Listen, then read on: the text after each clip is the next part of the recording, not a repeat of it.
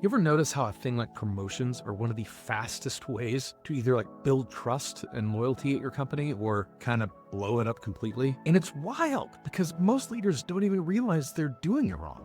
They just kind of think, hey, we'll just move this person up. They've been here a while, they work hard, they're loyal, or they just give a promotion out of convenience. Hey, we need someone in the seat and they're already there, so let's just give it to them. But here's the thing, every time you promote someone, your team is watching who you promote, why you promoted them, and even how you handle the people you skipped over. And that is where the culture lives or dies. So let's talk about a better way. Before you ever decide who's getting promoted, go ahead and write down exactly what success in that role looks like. Literally, it can be as simple as a one-pager. Hey, here's the outcomes, here's the metrics, here's what this role's gonna own. Because if you don't define with that sort of bar, your team's going to assume you're just picking favorites. And that's why I love frameworks like EOS with the right people, right seats, and the get it, want it capacity to do it. Which is basically, hey, does this person actually get and understand the role that we're asking them to do? Do they actually want that responsibility? And then do they have the capacity to do it at that level? Not last year's, but this one and next year's level. And lesson from experience, if that person can't check all three of those boxes, you're gonna make a very big mess.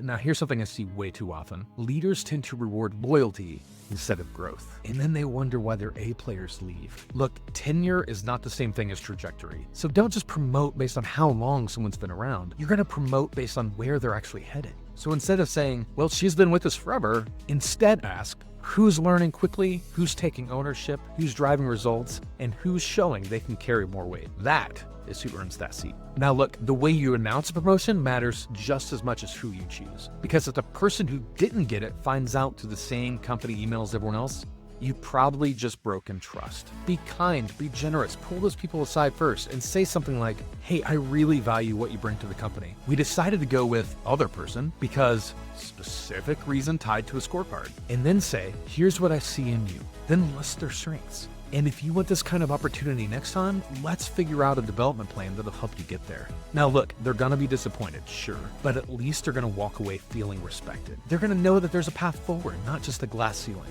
And look, if you tell someone you're gonna help them grow, and then you ghost them for the next 6 months, you've just created another quiet quitter. Put a date on the calendar. Check in, follow through. People can totally handle not getting what they want. They just can't handle being forgotten. And look, this part's hard because as the owner or COO, technically you can promote whoever the hell you want. But culture isn't built on what you can do. It's built on what you choose to do.